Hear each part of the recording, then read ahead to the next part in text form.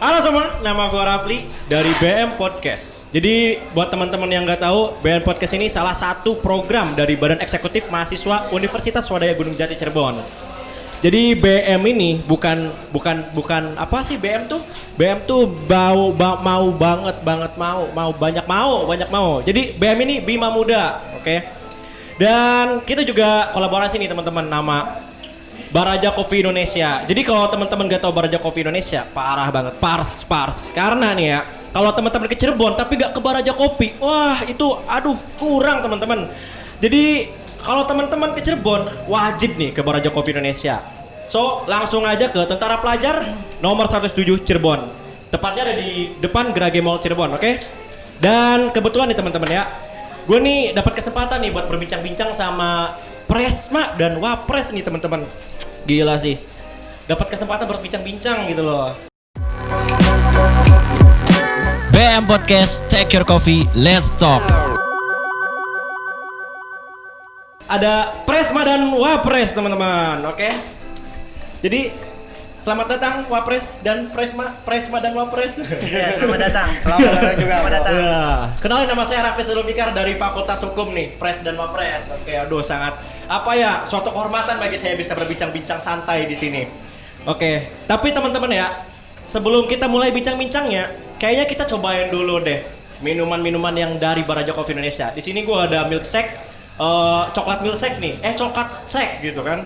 Ya silakan Pres, diminum dulu. Tadi katanya haus dari tadi. Cheers dulu kita. Cheers dulu dong, ya gak sih.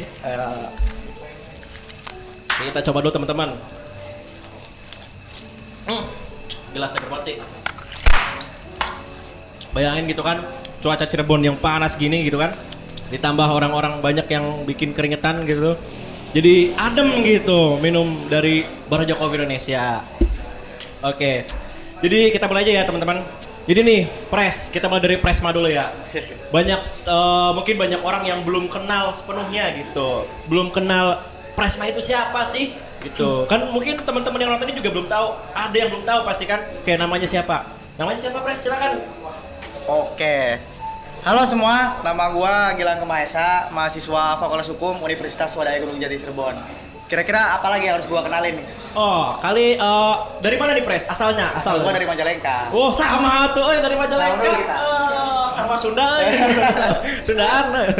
Kalau Wapres sendiri Pres, silakan. Halo semuanya, gue Kindi Fadila dari Fakultas Ilmu Sosial Ilmu Politik. Asal dari mana nih Pres? Asal dari, kalau yang tahu ya, daerah Gunung Jati, Celancang tepatnya. Oh iya, daerah sana ya? Oke. Iya. Main-main lah ke rumahnya, barangkali disuguhin kopi yang lebih enak gitu. Tapi lebih enak Baraja sih. Jangan. Oke, jadi nih Pres, selama Pres sebelum jadi Presma nih. Presma ini, Agilang ini pernah berorganisasi di mana aja sih? Sebelum mungkin atau di SD pernah gitu ikut OSIS, OSIS nggak ada ya SD. Atau SMP pernah ikut organisasi nggak sih?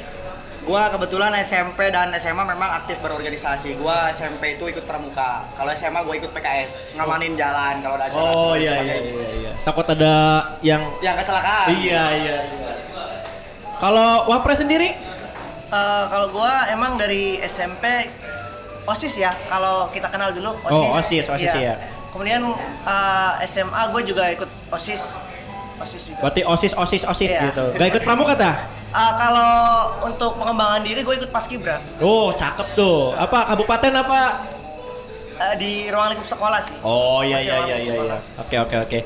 Nih Pres, mungkin ada yang penasaran nih ya, teman-teman yang di luar sana tuh. Nih ceritanya Pres dan Wapres bisa ketemu, kenal ini gimana sih?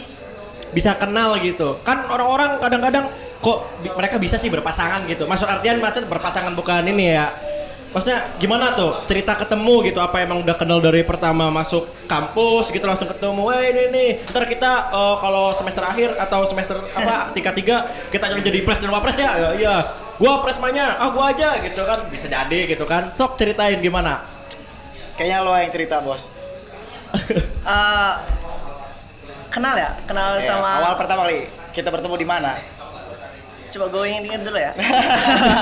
Karena Faktor saking U. banyaknya ruang dan waktu yang membuat kita bersama ya. Iya. Sering Coba menghabiskan coba berdua. gua ini ya, barangkali ada yang salah alurnya gitu kan.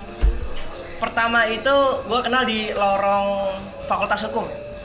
Tepat kita duduk di sofa kan. Nah, Gilang ini dia diajak oleh kakak tingkat gitu kan. Kemudian gue juga diajak juga sama kakak tingkat. Terus gue duduk di situ bareng-bareng berdiskusi gitu kan. Obrolannya sih sedikit gitu. Cuma lambat laun gitu kan kita bertemu kembali gitu kan. Kita sering nongkrong, kopi dan lain-lain. Pada akhirnya kita jadi dekat gitu sih. Jadi awalnya memang pertemuan kita itu berawal dari ajakan dari kakak tingkat gitu loh. Oh iya. Itu betul. Karena kalau Gilang ini kan di Fakultas Hukum, kalau gua FISIP kayak gitu. Padahal gedungnya sebelahan ya. Iya, sebelah. Tangan bro. Berarti itu betul. Gua sore hari itu memang posisinya lagi hujan dulu tuh. Gua masih ingat tuh. Itu masih hujan posisinya tuh. Sore-sore dan kebetulan gua lagi nyantai aja tuh di sofa. Nah, tiba-tiba gua kan emang punya teman satu kelas, Raja namanya tuh. Adalah manusia ini nih datang, ya kan? Akhirnya gua berbincang panjang kali lebar dan sebagainya. Gua bilang, nih gua harus kenal banget sama orang ini nih. Ternyata ilmu dan pengalamannya jauh banget bos. oh iya. Sampai akhirnya kita duduk bareng untuk menahkodai organisasi sampai hari ini alhamdulillah diberikan kesempatan. Iya. Cakep berarti ya. Berarti itu sekitar tingkat berapa itu? Gua tingkat 1 itu. Oh, tingkat 1. Masih Berarti tingkat kita satu. tahun berapa tuh? Masih tingkat 1. 2016. 2016. Oh, berarti sekitar 4 tahun yang lalu ya. Karena sebentar lagi mau lulus ya. Udah sidang juga ya kemarin ya, Pres? Ah, doakan saja gua lulus tepat waktu. Amin. Kalau Wapresnya? Gue juga udah sidang. Oh udah, kirain mau nyusul bareng sama kita. Barangkali kita mau nemenin gua sampai lulus gitu kan. Kan masih ada waktunya. Nah, berarti tingkat 1 ketemu gitu langsung dikenalin gitu kan, kayak wah gitu. Tapi berarti dalam sekitar mungkin 3 tahun kalian berteman itu ada nggak sih kayak misalkan sepintas di otak kalian pengen jadi pemimpin gitu di kampus tercinta kita ini? Menurut gua kalau setiap manusia itu pada dasarnya ingin menjadi pemimpin. Tapi kan kita ini harus berusaha bagaimana caranya kita menjadi pemimpin. Artinya ada usaha, ada effort lah yang kita lakukan untuk menuju tempat yang akan kita duduki. Kebetulan gua dulu untuk menjadi presma sebenarnya gak kebayang. Dan juga memang gak niat juga awalnya. Tapi lingkungan yang mendorong gua untuk ada di posisi sekarang. Kayak gitu kalau gua. Berarti perjuangannya tuh wah banget kali ya. Kira-kira Pres, perjuangan kayak apa ya nih harus kita tuh nih pengen jadi Wapres dan Presma ini perjuangan yang tersulit itu apa? Apakah emang dari hati sendiri yang kadang-kadang kayak sedikit insecure gitu, wah nggak pantas nih jadi Wapres, wah nggak pantas nih jadi Presma nih, kira-kira apa Wapres nih dari Wapres sendiri nih? Sebenarnya ada nggak gitu? Kalau gue pribadi ya, dulu itu memang nggak kepikiran gitu untuk jadi Wapres atau Presma gitu. Cuma yang gue lakuin itu terus memperbaiki diri, terus menggali potensi yang ada di dalam diri gue aja. Dan pada dasarnya gitu kan, pada dasarnya setiap manusia itu adalah pemimpin gitu kan. Dan bagaimana caranya kita mampu mengolah diri kita supaya kita bisa bermanfaat untuk lingkungan sekitar. Itu aja yang gue lakuin gitu dalam perkuliahan. Adapun ketika memang ada kesempatan untuk duduk di Wapres atau Presma, kalau itu gue apa ya, nggak terlalu ambisius banget gitu loh untuk Iya. menjadi seorang yang nomor 1 atau seperti apa seperti itu sih. Kalau dari Presma sendiri nih, ada nggak kayak misalkan mendekati pemilihan, ada nggak yang bikin ngedon banget di situ? Kayak misalkan ada cibiran lah, apalah segala macem, ada nggak kira-kira Pres? Menurut gua untuk menjadi salah satu public figure itu caci maki dan sebagainya udah jadi makanan sehari-hari. Ya. Jadi kita harus menyikapi dengan dewasa dan juga bijaksana gua rasa. Karena walau bagaimanapun itu bagian dari perjalanan karir politik kita untuk mencapai sesuatu. Itu resiko yang harus kita hadapi sebetulnya.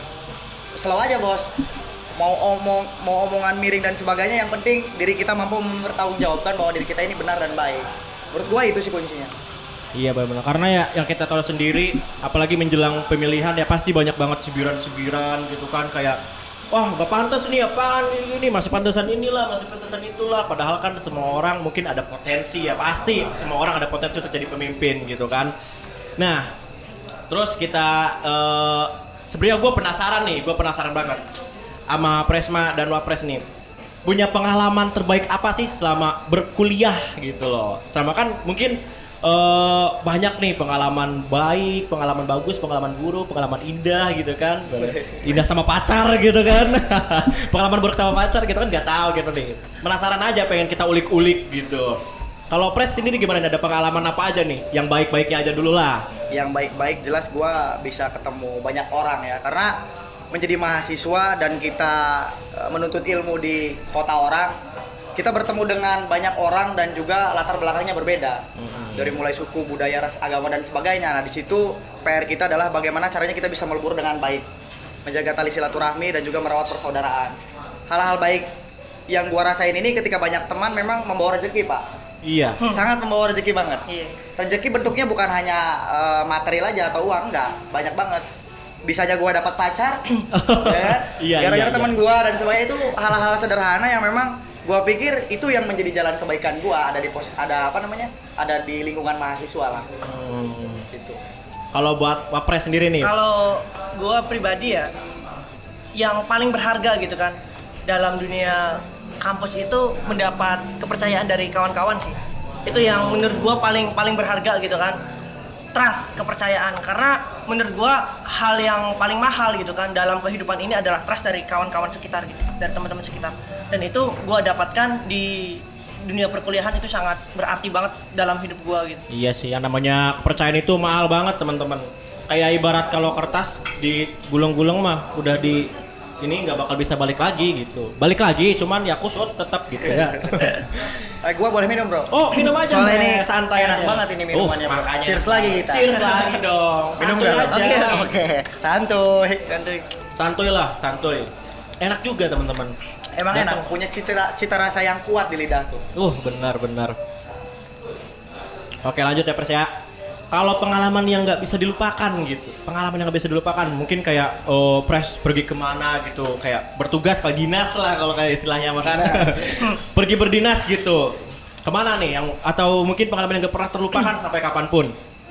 Oke, kebetulan gua di BEM diberikan kesempatan untuk bisa memperlebar jaringan gua, khususnya di tataran mahasiswa, dan kebetulan di Indonesia kan ada aliansi-aliansi yang memang menjadi suatu wadah untuk berbicara tentang merealisasikan keadilan atau menegakkan keadilannya, itu termasuk jalan yang harus gua pilih, yaitu gua di BEM UGJ beserta teman-teman yang lain telah sepakat bahwa gua harus bergabung dengan salah satu aliansi nasional, dan kebetulan gua waktu itu diberikan kesempatan untuk datang ke acara musyawarah nasional, Bro, di Lombok, NTB. Waduh, itu iya. sangat luar biasa sekali menurut gua, karena di dalamnya terjadi dinamika yang sangat banyak banget di situ. Dari mulai rasa sakit, rasa manis, bahagia, senang dan sebagainya tercampur aduk lah, di situ campur aduk lah. Perasaan gua senang banget lah. Karena jujur gua belum pernah ke Lombok sekalian main gitu kan. Iya kan. Cari ilmu, cari pengalaman sekalian main, Bro. Cari betina nggak? Wah, urusan gua. Kalau Pres sendiri nih Pres? Kalau gua pengalaman yang nggak bisa gua lupain ya di kuliah itu proses menuju pemilihan sih, karena disadari atau enggak gitu kan, gua dan kawan-kawan memang banyak banget persoalan yang muncul gitu ketika gua dan kawan-kawan ini mencalonkan gitu kan, mencalonkan bareng-bareng gitu kan untuk di BEM universitas gitu. Hal yang gue dapat itu beserta kawan-kawan di dalamnya itu ya konflik yang terjadi di internal gitu kan, dalam lingkungan sendiri, keluarga sendiri gitu kan. Itu kadang-kadang terjadi gitu kan. Kemudian terjadi juga semacam kayak pengasingan juga gitu kan, pengasingan. Kemudian ya pengkhianatan dan lain-lain gitu. Itu terjadi di dalam nyata terjadi ketika gue belum menjadi wapres atau presma ya. Belum menjadi wapres itu terjadi gitu kan.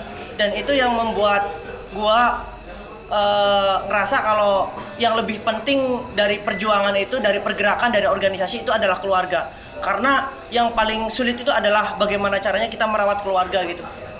Itu sih. Dan itu yang mendewasakan gua gitu kan. Itu yang mendewasakan gua. Oke, berarti benar-benar kompleks banget ya. Kompleks banget yang namanya kehidupan perkuliahan itu ya.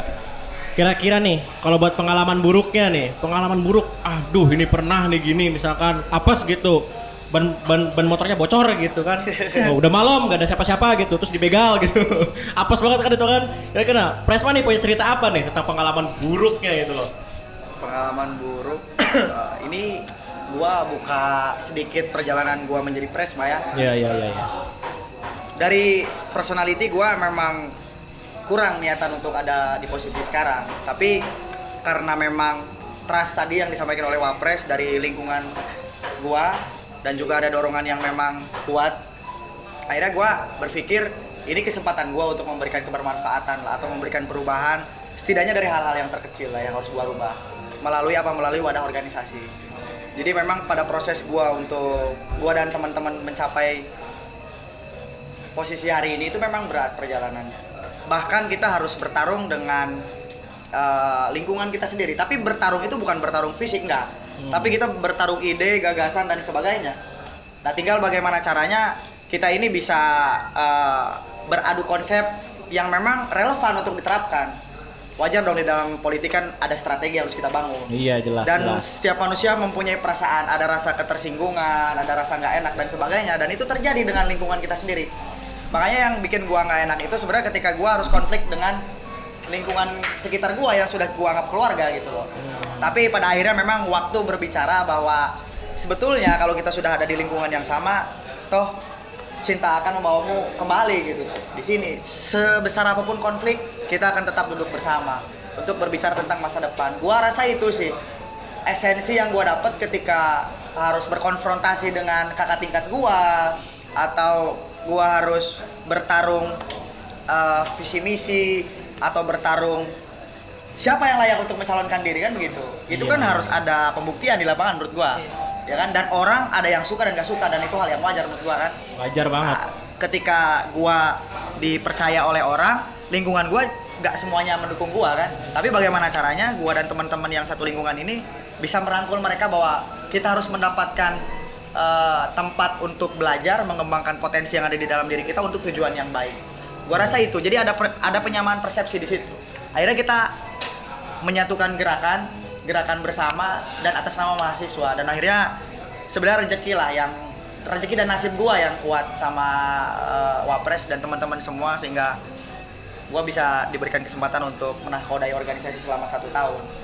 Iya. Kalau dari Wapres sendiri nih, pengalaman buruknya apa nih? Pengalaman buruk, hal buruk ya. Buruk yang gue sepakat nih, sebelum kita bicara hal buruk ya, gue pribadi berpandangan kalau hal buruk itu akan memunculkan hikmah gitu. Ada pelajaran dari setiap hal buruk yang gue lewati gitu kan dalam perkuliahan gitu.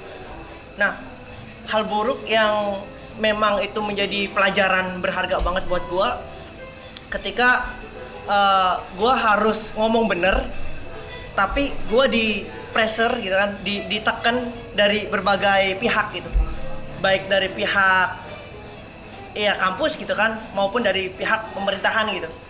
Itu sih. Tetapi dari situlah gitu kan, kedewasaan gue, mental gue dilatih gitu kan, kemudian prinsip gue diuji gitu. Itu yang menurut gue pengalaman terburuk ya, karena memang penekanannya itu bukan hanya sekedar ucapan gitu, tapi sudah ada tindakannya juga. Entah itu ancaman-ancaman akademik gitu kan, kemudian ancaman-ancaman tidak lulus, dari sisi-sisi yang lainnya ancaman-ancaman dari pemerintahan dan lain-lain. Karena memang gue di BEM ini kan punya tanggung jawab moral gitu kan, punya tanggung jawab sosial gitu. Kemudian gue juga udah punya prinsip dengan kawan-kawan semua bahwa yang gua harus jalanin itu adalah memperjuangkan hak-hak dari mahasiswa.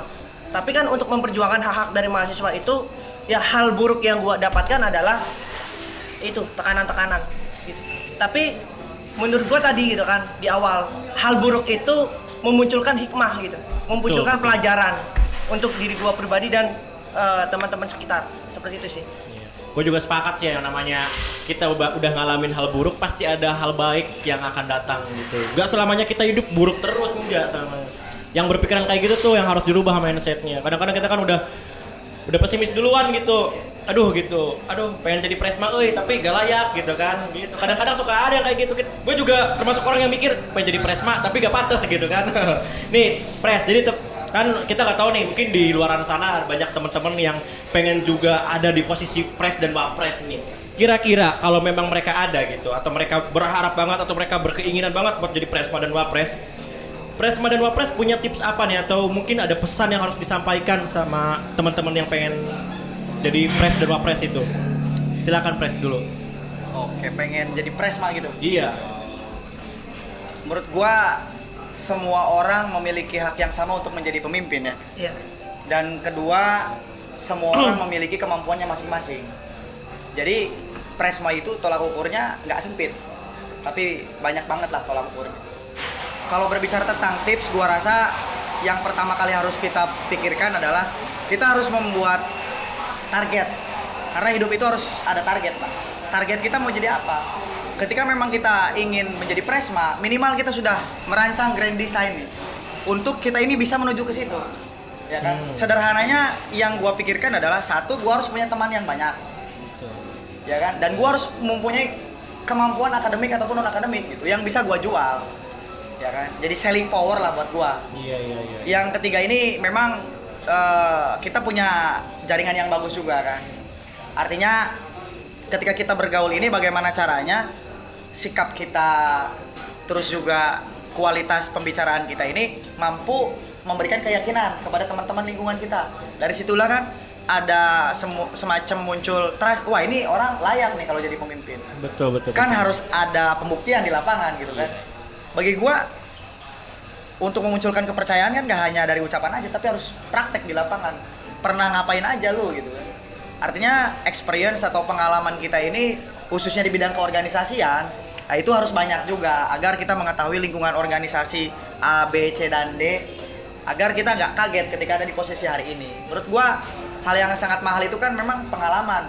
Makanya ada istilah pengalaman itu memang menjadi guru terbaik buat hidup kita sendiri kan. Sepakat. Dan tentu kita harus punya teman-teman yang memang memiliki satu visi yang sama untuk ada di posisi ini, ya kan? Karena kalau nggak kayak gitu, nggak bisa bos. Dalam sejarah dunia, apapun itu, nggak ada yang dirubah melalui diri sendiri atau sendirian maksudnya. Iya. Tetap kita butuh teman, butuh orang-orang banyak untuk merubah hal yang kurang baik menjadi baik, atau untuk merealisasikan tujuan yang besar atau hitoh yang sangat cita-cita yang agung lah, cita-cita yang luhur gitu. Makanya kan jadi presma itu sebenarnya sesuatu hal yang sangat besar lah, tanggung jawab yang sangat besar juga. Makanya ketika kita diberikan mandat gak bisa kita main-main, karena orientasi kita berbicara tentang dari mahasiswa, oleh mahasiswa untuk mahasiswa kan. Itu prinsip yang harus gua tanamkan, yang harus gua cerminkan dalam perlakuan dalam pergaulan sehari-hari kan gitu. Iya. Ya.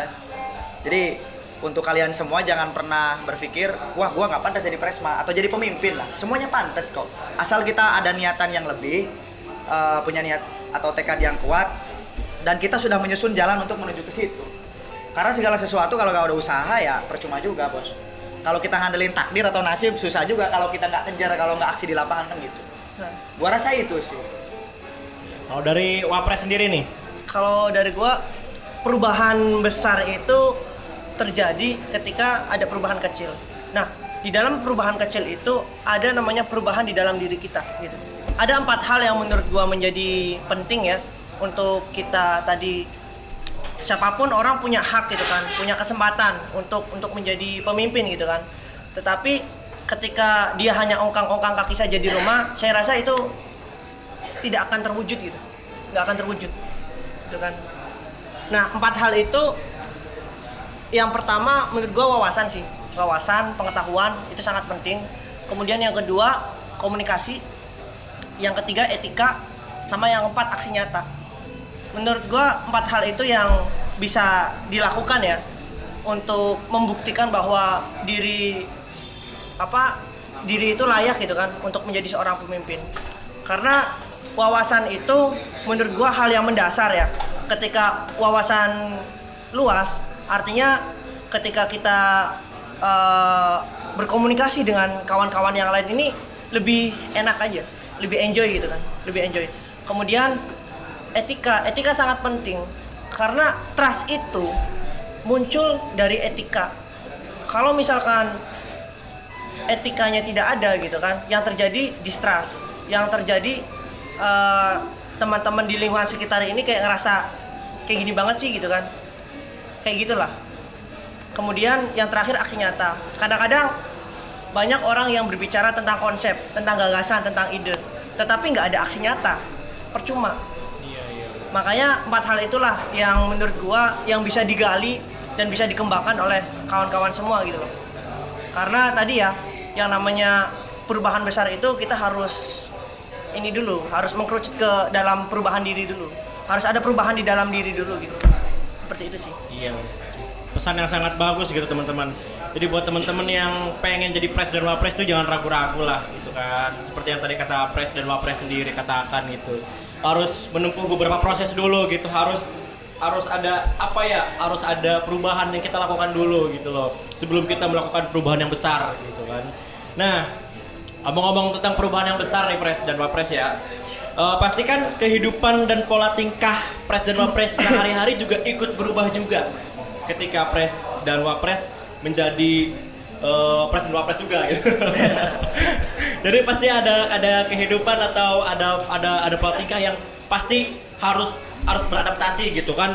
Misalkan gitu tadinya pres gitu belak-belakan gitu. Setelah jadi pres kan harus rada menjaga sedikit gitu dalam berbicara gitu kan. Nih, kira-kira nih ada nggak penyesalan ketika aduh nyesel jadi pres mah gak bebas, gak bisa ini, gak bisa itu. Ada nggak pres? Kalau menurut gua hal itu dalam posisi tertekan pasti kita ada rasa menyesal. Tapi setelah dipelajari ternyata hikmah yang gua ambil itu kita dilatih untuk bisa memposisikan atau memantaskan diri.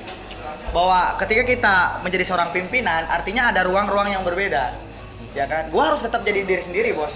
Dengan lingkungan gua, ya kan, lingkungan pertemanan gue harus menjadi diri sendiri gitu.